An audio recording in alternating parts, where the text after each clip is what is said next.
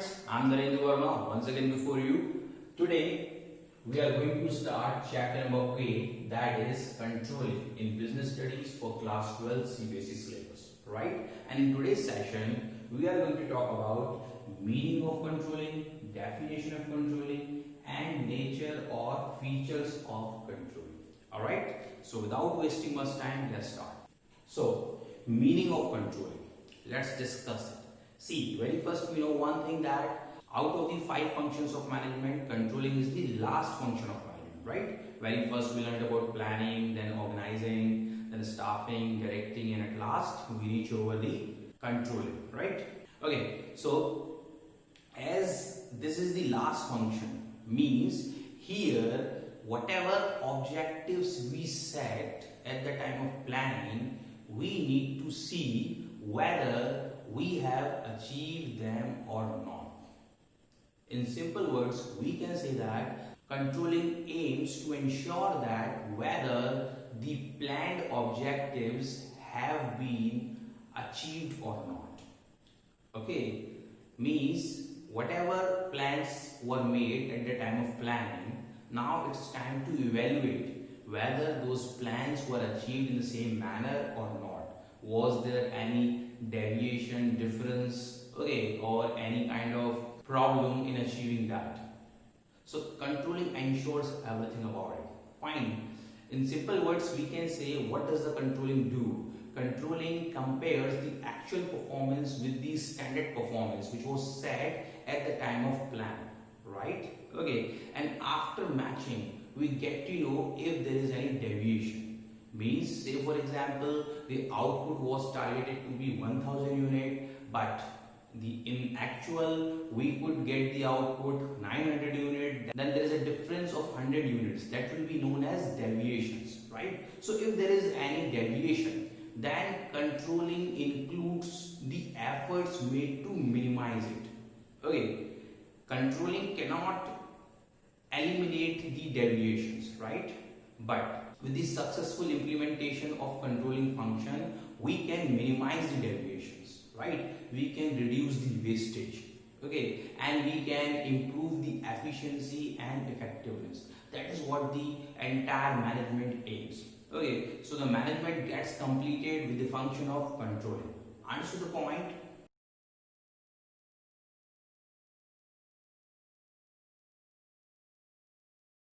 Now, with the help of information I have just shared with you, let's frame the definition of controlling. Fine. So friends, that's what the definition of controlling. Let's read out. Controlling refers to the process. Like I told you, all the functions of management are the process in themselves, right? And every process has some steps. So in further videos, we'll talk about these steps or process of controlling. Understood the point? Okay. So it refers to the process of comparing the actual performance with standard performance, right? The standard performance means the objectives or targets or goals which were set at the time of planning. Okay, now it's time to compare whatever performance actually was done, whether it was up to the mark or not. Okay, if there is any difference between the two, which is known as deviation, right? And it can be positive as well as negative. If it becomes positive, then there is no problem. Say for example, we targeted to get 1000 units and we got 1100 units, means there is the positive deviation of 100 units. Then there is no problem, that's okay, because we produce more than the targeted goal. So there is no problem in that. But the problem is that if we had produced 900 units, means there was the negative deviation of 100. So why it is there? Very first we need to focus about it. We have to do the analysis, and thereafter we will take the corrective measures for that, so that this may not occur one more time. Understood the point? So once again, let's read the definition of controlling. Controlling refers to the process of comparing the actual performance with the standard performance and taking corrective measures in case of any deviations. Understood the point?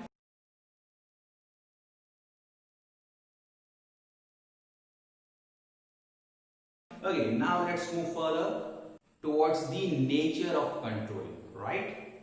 So, whether we call it nature, features or characteristics of controlling, all are same. Okay, question may come in either form. It may ask you discuss the nature of controlling or the features of controlling or characteristics of controlling. Understood the point? But the same points you are going to mention. Fine. What are these? Goal oriented, pervasive, continuous and backward and forward. Okay, we'll understand them one by one, but before that I must mention the code to remember, right? Okay, like I every time give you the code which is some unusual one. So here also some unusual code is going to be there. Okay, I just write it down and then I'll discuss. Goal pervades continuously backward. You'll have to imagine a kind of situation that there is some person who is aiming the arrow on a target, right? But the target, or we say the goal, okay, it is moving continuously backward, right? In actual, it doesn't happen. The usual situation is what? If you are going to aim the target or goal that is there just in front of you, okay? But like I told you, the unusual things leave the impact for a longer period on our mind. That's why I am just giving you this code. Okay, try and imagine the situation. The arrow man is trying to aim on the goal, but the goal is moving continuously towards the backside. It is pervading there and here. Understood the point? Okay.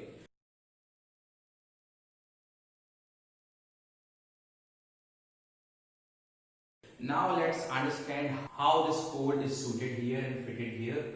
This G stands for goal oriented, this P stands for pervasive, this C stands for continuous, and this B stands for backward, right? So goal pervades continuously backward. Okay, now let's understand all these points one by one. Very first, let's talk about goal oriented. It is said that controlling is a goal oriented function. How? I just explained. See, why we exercise the function of controlling?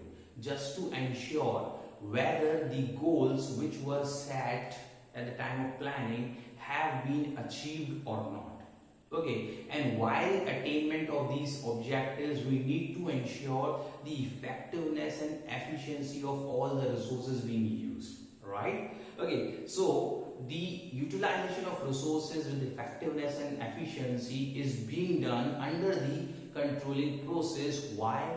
Just to get the goal, right? That is why it is said that controlling is the goal oriented process. Okay, because if you do not have a goal, how you will compare whether you have achieved it or not? Understood the point? If I ask you to run, then you run 1 kilometer, 2 kilometers, 3 kilometers and come back to me and report to me that sir, I have run. Then I asked you that you did not run enough, you need to run more. Then you will ask me, sir, how long I should run? Means there must be some kind of parameter, there must be some kind of goal which needs to be achieved, right? Only then the comparison can be done whether it has been achieved or not.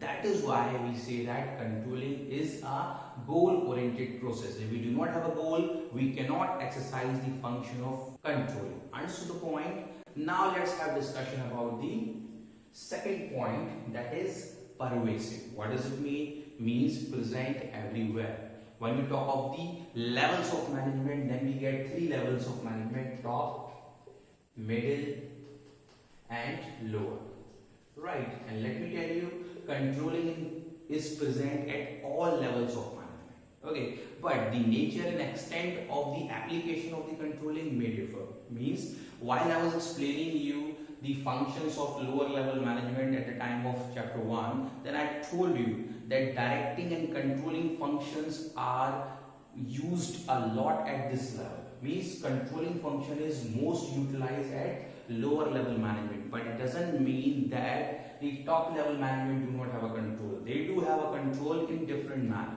because they are supposed to have control on the entire organization. Okay, their scope is wider than the scope of lower level management. Okay, and he is having the middle level scope, means neither wider nor narrow. Okay, so that is what the difference here. They also need to have control. Okay, they need to control the activities of lower level management. Top level management needs to control the activities of everyone. Okay, but like I told you that control is most exercised at lower level management, because lower level manager remains direct in the contact of the worker, and workers are the units which are going to create the impact on the achievement of the goals. How? Because they are going to produce the output. With the help of that only you will be able to achieve your target. Fine. So that is why control function is exercised there more. Because if there is any kind of deviation, then immediately corrective measures needs to be taken. Only then the goals can be achieved. Otherwise not. Understood the point? One more thing I would like to add here. Controlling function is required or is exercised, we better say, in business organization as well as non-business organization. Means the organization which are not having the aim of earning profit, there as well the controlling function is required. Whether you talk about any educational institution or hospital or any other non-profit organization, there as well, if you really want to achieve your aim, you need to exercise the function of controlling. That is why we say that controlling is pervasive. It is present at all levels of management and in every type of business organization. Understood the point?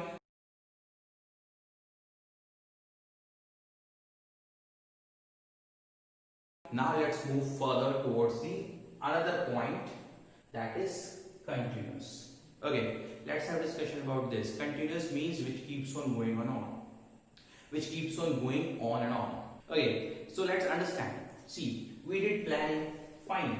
At the time of planning, we set some goals. Okay, and then organizing happened, then staffing happened, then directive happened, and at the end, we exercise control, in which we need these goals to compare.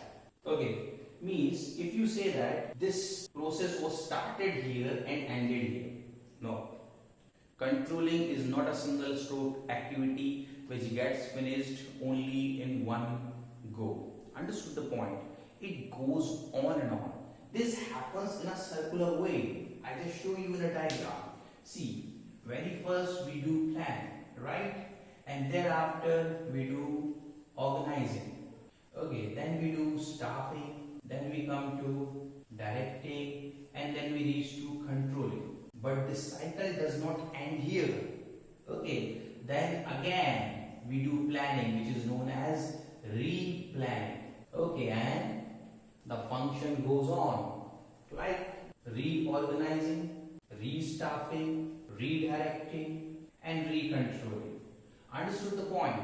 Okay, so this circle never ends. It moves again and again in the same manner. Okay, when one set of goals are achieved, then the planning is done on the basis of the achievement of the previous year goals for the next year, right? And for the next year, whatever goals have been set, the controlling will be done to evaluate whether the actual performance was up to the mark or not. Okay, so it goes on and on. It never ends, right? Okay. So in simple words, we can say that in under controlling, review of performance and revision of the standards goes on and on. Okay, that is why we say that controlling is a continuous function. Understood the point? Now let's talk about the last feature, that is backward and forward looking. Let's try to understand this. Okay, what is the meaning of backward? Means looking back. And what is the meaning of forward? Means looking ahead. Okay, so controlling is having two of these features. Means it looks back as well as forward. How? I'll just tell you. Okay, very first time when we try to apply the controlling, then we look back to get the standards. Okay, I'll explain in better way. See, if you want to implement the function of controlling, then we have to look back for the standards set at the time of planning. Right? Okay, so to exercise the function of controlling, okay, because we can record the actual performance here. We do have the actual performance, but we cannot reach over any conclusion whether this performance is satisfactory or not, whether we attained our target or not. For the same, we need to have these standards which were set in past at the time of planning. So whenever we try to get those standards, that is known as looking backward. Understood the point? Okay. And how it is forward? Now this year has ended. We have done the comparison. Okay. Now we are planning again for the next year. And how the planning is done? Planning is done on the basis of the performance which was there at the time of controlling. Right? Okay. Means the figures or the performance which is the result of controlling become the base for planning for the next year. And that way it is proved as forward-looking function. Right? At the time of planning, I explained you that planning is always done on the basis of the previous year performance. And the previous year performance is the result of what? Controlling. Right? So controlling becomes the base for the planning. That is what the forward-looking. Okay. And for controlling, we have to look backward. Whatever standard we set in the past, we have to bring it here so that we can compare and finish the process of controlling. That is why we say that controlling is backward looking as well as forward looking, because it is having both the features. Because you understand, I just plotted a circle here, it moves in a circular way, so it is supposed to happen again and again.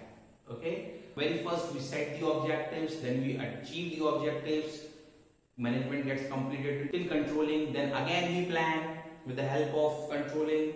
Okay, and then again we control, we get the result, then again we plan, that goes on. Understood? So backward looking and forward looking, both the functions carry on one after the another. Understood the point? That is why we say that controlling is the backward looking as well as forward looking function. Okay.